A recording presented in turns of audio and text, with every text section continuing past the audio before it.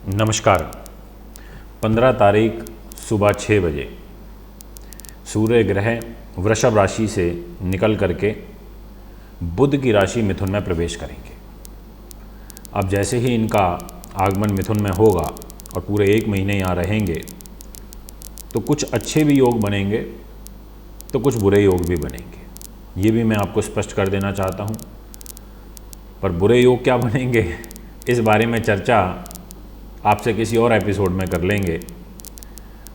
Special focus दे देंगे उन राशियों पर जिनको विशेष सावधानी बरतनी होगी कुछ पर्टिकुलर पॉइंट्स को लेकर के। बट आज जानकारी दे देते हैं सभी 12 राशियों की। आज आपको बता देते हैं कि इस सौर मंडल के राजा जिनके प्रकाश से पूरा संसार प्रकाशित होता है, जिनके प्रकाश से सभी ग्रह ऊर्जा ग्रहण करते हैं, जिसके प्रकाश से हमारा ये शरीर चलता है, ये आत्मा हमारे शरीर में है तो इसका अस्तित्व है, और ये अभी शरीर से बाहर निकल जाए तो ये पंच तत्व में विलीन हो जाएगा। इसलिए मित्रों, जो सूर्य ग्रह हैं ये आत्मा के कारक होते हैं। इनके पास मेन भाग जो बॉडी के पार्ट्स होते हैं वो सूर्य के पास होते हैं। मेरा काम है सिखाने का भी, तो वो लोग आज समझ लें जो उंगली उठाते हैं, वो लोग समझें जो कहते हैं कि ज्योतिष कुछ भी नहीं है, क्योंकि सूर्य इस सोलर सिस्टम का केंद्र है, ऐसे ही इस बॉडी का केंद्र ये आत्मा है। इसका अस्तित्व ही तब तक है जब तक आत्मा है, तो इसलिए सूर्य के द्वारा ये संचालित है। यह आत्मा सूर्य से ऊर्जा ग्रहण करती है। सूर्य के पास आँखें हैं, इस आँख से रोशनी को हम देख पाते हैं, इस आँख से हम इस दुनिया को देख पाते हैं।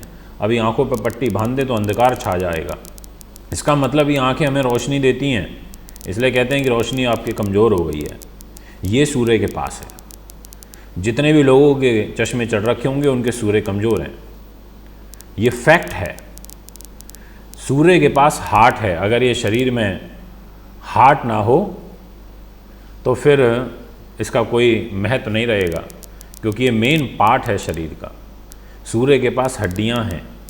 अगर ये शरीर में हड्डियां कमज़ोर हो जाएं इस बॉडी में तो ये शरीर नहीं चल पाएगा ठीक तरीके से। आप अपना ही वजन जो है वो नहीं उठा पाएंगे। इसका मतलब आँख, हड्डी, ये हमारा हृदय और पेट, इस पेट की सारी लड़ाई है। हर व्यक्ति आज की डेट में पेट के लिए ही तो भाग रहा है कि जी हमें भी तो अपना पेट भरना है, हमें भी तो खाने को चाहिए, हमें भी तो रोज़ी रोटी चाहिए। सोच करके देखिए कि सूर्य जैसा महान और ऊर्जावान प्लैनेट शरीर में भी उन 5 हिस्सों को प्रभावित करता है जिनके बगैर ये शरीर नहीं चल सकता। आज मैं आपको अब थोड़ा सा और बोल दूंगा तो लोग कह देंगे कमेंट में, जैसे कुछ लिख देते हैं कि भाई आप तो मोदी जी की तरह वक्ता हैं, काम की बात कम करते हैं और फालतू की बात ज़्यादा करते हैं। कुछ ऐसे लिख देंगे कि भाई इनका तो ये तो हेल्प तो करते नहीं है, सिर्फ फीस ही फीस मांगते रहते हैं, या कुंडली दिखानी है तो इतने पैसे जमा करो। पूछो भाई, मेरे को भी तो पेट भरना है, हमारे भी तो खर्चे हैं। पहले खूब बताया, करीब 7 साल निःशुल्क। लिखने वाले तो लिखते रहेंगे, ये तो क्रम है, यही सृष्टि का क्रम और योग है, ऐसे ही चलता रहता है। तो दोस्तों, सूर्य ग्रह जो हमें आईएएस बनाते हैं, आईपीएस बनाते हैं, मिनिस्टर बनाते हैं, उच्च पद पर बैठाते हैं, लकड़ी से संबंधित काम कारोबार कराते हैं, बिजली से संबंधित कारोबार कराते हैं, अग्नि कारक काम कराते हैं, ईंट भट्टों जैसे कार्य कराते हैं, हमें अच्छे पदों पर बैठाते हैं। ऐसे ग्रह जब यहाँ पर बुध के घर में गोचर करेंगे तो इनकी एक युति बनेगी शुक्र के साथ में दिनांक 24 तारीख तक, यानी कि लगभग 1 सप्ताह 7-8 दिन का समय है जब सूर्य और शुक्र एक ही राशि में रहेंगे। पर डिफरेंस बहुत होगा, शुक्र बहुत आगे होंगे और सूर्य काफ़ी पीछे होंगे। जैसे मान लो हम एक ही घर में बैठे हैं, हाउस नंबर भी एक है, पर मैं टॉप फ्लोर पर बैठा हूँ और आप नीचे बैठे हैं ग्राउंड में, तो डिफरेंस तो आ ही गया। मुझे उतर के तो नीचे आना ही पड़ेगा अगर आपको कुछ नुकसान पहुँचाना है तो इसीलिए यहाँ पर युति तो ज़रूर है सूर्य शुक्र की, बट ऐसी कोई ज़्यादा घबराने वाली इतनी बात नहीं है। मित्रों, शुरुआत करता हूँ वीडियो की। उससे पहले आपसे निवेदन करना चाहता हूँ कि यदि आपने अभी तक मेरे यूट्यूब चैनल को सब्सक्राइब नहीं किया है तो अवश्य करें, बेल आइकन के बटन को भी दबाएं। सभी 12 राशियों का फल बताऊंगा, इसलिए वीडियो थोड़ी लंबी हो सकती है, तो ये मत सोचिएगा कि लंबी वीडियो बना दी या कहीं कमेंट में लिख दो कि गुरुजी आज तो आपने वीडियो बहुत लंबी बना दी। जितने भी दर्शक मेष के हैं उनसे कहना चाहता हूँ, आपके लिए जो ट्रांजिट हो जाएगा वो तीसरे भाव में रहेगा। अब तीसरे भाव में जब पंचम भाव के स्वामी होकर के सूर्य रहेंगे तो ऐसी स्थिति में आप अपने परिश्रम से, अपनी विद्वानता से, अपने पुरुषार्थ से धन अर्जन करने वाला जो व्यक्तित्व है वो आपका इस 1 महीने में देखने को मिलेगा। इसके अलावा लेखन कला से आपको लाभ मिलेगा। बौद्धिक स्तर के जो लोग काम करते हैं उनको मिलेगा, क्योंकि 3rd हाउस राइटिंग का भी होता है। इसके अलावा वाहन इत्यादि जो सुख हैं उनमें आपके कुछ कमी ज़रूर देखने को मिलेगी। भाई के सुख में ज़रूर कमी देखने को मिलेगी। ऐसा मैं आपसे कहना चाहता हूँ, थोड़ा संयम और धैर्यपूर्वक आपको यहाँ पर काम करना होगा। जितने भी दर्शक इस समय अब मुझे सुन रहे हैं मिथुन के, क्योंकि अब मैं मिथुन की बात करूंगा, तो आपकी जो स्थिति रहेगी उसमें तीसरे भाव के स्वामी होकर के जो सूर्य हैं उनका गोचर स्वयं आपकी राशि में हो जाएगा। यहाँ पर सूर्य बलवान हो जाएंगे, यहाँ सूर्य मजबूत स्थिति में आ जाएंगे। तो जब यहाँ सूर्य प्रथम भाव में बैठेंगे तो ऐसी स्थिति में आपका परिश्रम बढ़ाएंगे, आप में उदारता लेकर के आएंगे, आप न्यायप्रिय हो जाएंगे, आप पराक्रमी हो जाएंगे, आप में स्वाभिमान बढ़ेगा, आपका जो व्यक्तित्व है उसमें थोड़ा क्रोध भी देखने को मिलेगा, आप स्पष्टवादी हो जाएंगे, आपका जो साहस पराक्रम है, आपके भाइयों का जो सुख है वो भी यहाँ पर बढ़ेगा। इस प्रकार की भी स्थिति बनेगी, परंतु स्त्री सुख में कमी आएगी, ये मैं आपसे कह देना चाहता हूँ। इसलिए मेरी बात को यहाँ पर आप ज़रूर समझें, ध्यानपूर्वक समझें जो मैंने आपको बताया है। इसके बाद जितने भी वृषभ राशि के दर्शक हैं उनके लिए जो एक ग्रहगति बनेगी, इसमें विशेष रूप से जो प्रभाव है सूर्य का वो रहेगा 4th हाउस के स्वामी होकर के धन के घर में। ये एक स्थिति अच्छी है कि जब 4th भाव का स्वामी धन में आ जाए तो ऐसी स्थिति में वो धन लाभ के जो अवसर होते हैं उनको बढ़ा देता है, आपके सुख साधनों को बढ़ाएगा। ये यहाँ पर जो एक सुंदर योग है बनेगा, बड़ा खूबसूरत योग यहाँ पर बनेगा और अच्छी बात है 2nd हाउस में बैठ करके, परंतु परिवार के लोगों के साथ में कुछ तनाव ज़रूर बनेगा। आप बहुत स्पष्ट हो जाएंगे अपनी वाणी से, ये मैं आपसे कहना चाहता हूँ। मन थोड़ा सा यहाँ पर अशांत ज़रूर रहेगा, ऐसा भी एक ग्रह गोचर दिखाई देता है। यदि बात करें कर्क राशि की, तो जितने भी जातक इस समय कर्क के मुझे सुन रहे हैं, आपकी राशि में स्वयं मंगल पहले से ही नीच के होकर के गोचर कर रहे हैं और सूर्य का जो गोचर है वो होगा मित्रों 12वें स्थान में। अब 12वां जो भाव होता है ये रोग का, चोट का, शत्रु का, इन सब चीज़ों का होता है। अब यहाँ 12th हाउस में बैठ करके स्वास्थ्य संबंधी जो परेशानी है वो लेकर के आएंगे। धन के स्वामी होकर के 12वें भाव में रहेंगे तो धन का अपव्यय होगा। विद्या एवं जो आपके कार्य व्यवसाय है उसमें आपको कुछ विघ्न उत्पन्न होंगे, यानी कि परिश्रम ज़्यादा बढ़ाना पड़ेगा, कठिनाइयाँ ज़्यादा होंगी, उसके बाद सफलता प्राप्ति का योग बनेंगे। यात्राएं आपको बहुत अर्जेंसी हो तो ही करें, अदरवाइज़ अवॉइड करनी चाहिए, ये मैं आपसे कहना चाहता हूँ। आर्थिक और कहीं ना कहीं जो पारिवारिक उलझनें हैं वो यहाँ पर एक बढ़ने का योग आपकी राशि में दिखाई दे रहा है। बात करता हूँ सिंह राशि की। जितने भी जातक सिंह के हैं, आपकी स्वयं राशि के स्वामी होकर के सूर्यदेव गोचर कर जाएंगे लाभ स्थान में। अब इनका लाभ में बैठना और अपने मित्र की राशि में देखना, ज्योतिष के नियम के अनुसार यहाँ पर सूर्य का और गुरु का एक नव पंचम राजयोग भी बनेगा। वैसे तो सूर्य शनि का षडाष्टक योग भी बनेगा, बट यहाँ पर गुरु की प्लेसमेंट अच्छी है, सूर्य की प्लेसमेंट अच्छी है, तो ऐसी स्थिति में आपको भरपूर मात्रा में लाभ मिलने जा रहा है, क्योंकि 11th हाउस में रह करके आपको उच्च व्यावसायिक, उच्च विद्या, ऐश्वर्य, सुख संपत्ति की प्राप्ति, आपकी सामाजिक प्रतिष्ठा का बढ़ना, संतान का सुख बढ़ना, क्योंकि सप्तम दृष्टि संतान भाव में रहेगी, और आपकी तेज जो है वो प्रकृति रहेगी यहाँ पर। ऐसी जो स्थिति है यहाँ पर बनेगी। ऊंचे पद, ऊंचे व्यवसाय से आपको लाभ मिलेगा। आर्थिक रूप से जो स्थिति है वो भी मजबूत होगी। मित्रों, अब मैं आपसे बात करता हूँ नेक्स्ट राशि, और वह रहेगी कन्या। तो जितने भी दर्शक इस समय कन्या के मुझे सुन रहे हैं, आपके लिए सूर्यदेव का गोचर 12वें भाव के स्वामी होकर के जॉब के घर में रहेगा तो पैसा जॉब पे खर्च होगा, कर्म भाव पर होगा, 10th हाउस पर होगा। ये आप अपने व्यवहार के तो बड़े कुशल हो जाएंगे, परंतु कहीं ना कहीं जो धन है उसको अर्जन करने में आपको समस्याएं आएंगी।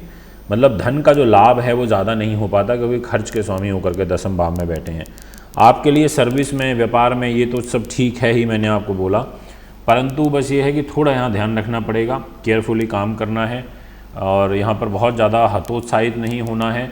इसके अलावा आपको जो फिजूल की खर्ची हैं, आपकी जो संगति है, इससे भी आपको दूरी बना करके रखनी पड़ेगी, ये मैं यहाँ पर कहना चाहता हूँ। अब बात करते हैं तुला की। जितने भी जातक इस समय तुला के मुझे सुन रहे हैं, आपके लिए जो गोचरीय प्रभाव रहेगा, इस राशि के स्वामी क्योंकि शुक्र हैं और इनिशियली शुक्र की और सूर्य की युति रहेगी, तो इन दोनों ग्रहों की युति भाग्य स्थान में बन रही है। तो ये एक पॉजिटिव साइन है कि आपके लाभेश सूर्य वो भाग्य में रहेंगे, आपकी राशि के स्वामी शुक्र वो भी भाग्य में रहेंगे और दोनों की एक दूसरे के साथ में सुंदर युति रहेगी। तो यहाँ भाग्य के माध्यम से काम बनने का एक प्रबल योग बनेगा, पिता के सहयोग से काम बनेंगे। इसके अलावा पिता को यदि कोई हार्ट से संबंधित डिजीज़ है तो उनका आपको विशेष रूप से ध्यान रखना चाहिए। दैनिक आय आपकी बढ़ेगी, कार्य सिद्धि होने का एक बड़ा सुंदर और एक प्रबल योग यहाँ आपकी राशि में मुझे दिखाई देता है। बात करते हैं अब धनु की। तो जितने भी जातक इस समय धनु के मुझे सुन रहे हैं, आपके ग्रह गोचर के अनुसार सूर्यदेव आपके दाम्पत्य जीवन में गोचर करेंगे भाग्य के स्वामी होकर के। तो आपके पार्टनर के लिए के भाग्य के उदय के लिए आपकी बहुत अच्छी ये राशि की स्थिति दिखाई देती है।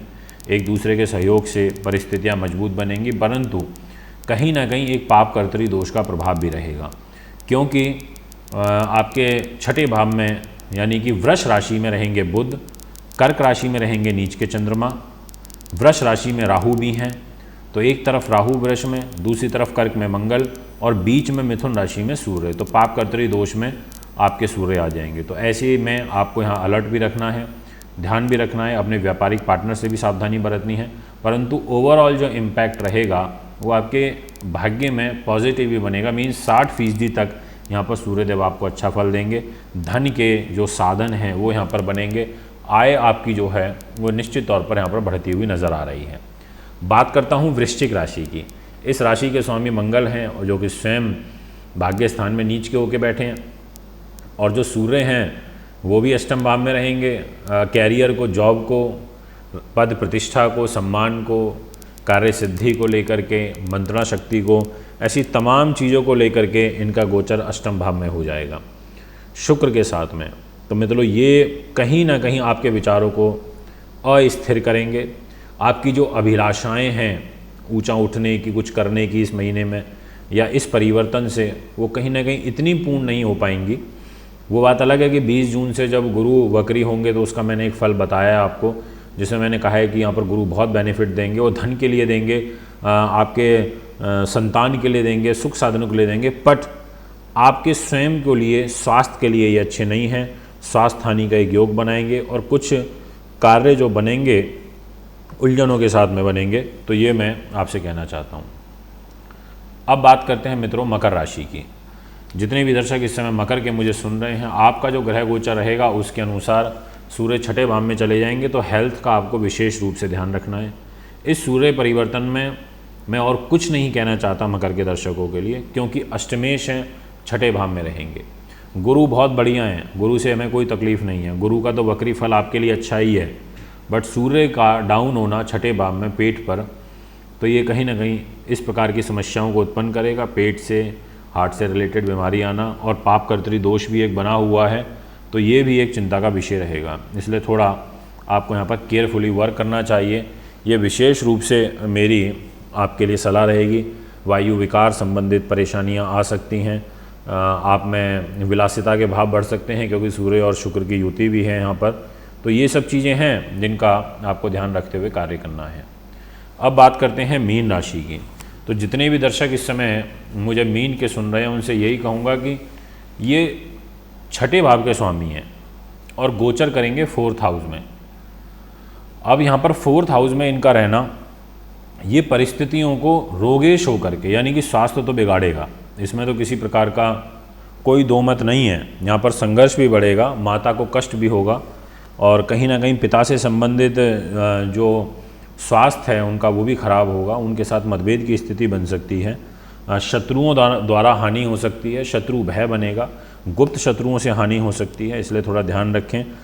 जैसे गाड़ी वाहन ज़मीन ज़्यादा, चौपाएँ मतलब पशुपालन वगैरह ऐसी सब से संबंधित जो खरीद फरोख्त है वो आपको नहीं करनी चाहिए। ये एक स्थिति बन रही है और पिता के साथ व्यवसाय में सहयोग की स्थिति कम देखने को मिलेगी। इस प्रकार का जो गोचर है वो यहाँ पर बनेगा। अब मैं आपसे बात करता हूँ कुंभ राशि की। दोस्तों आपके लिए यहाँ पर सप्तम के स्वामी होकर के पंचम में रहेंगे त्रिकोण में, तो कंपैरेटिवली काफ़ी अच्छा है। और सूर्य गुरु का नव पंचम राजयोग भी बनेगा लगन से और पंचम से, तो ये कहीं ना कहीं गुरु वक्री भी हो जाएंगे 20 जून को, तो आपके लिए अच्छा है। कोई ऐसी विशेष चिंता वाली बात आपके लिए मुझे नहीं दिखाई दे रही।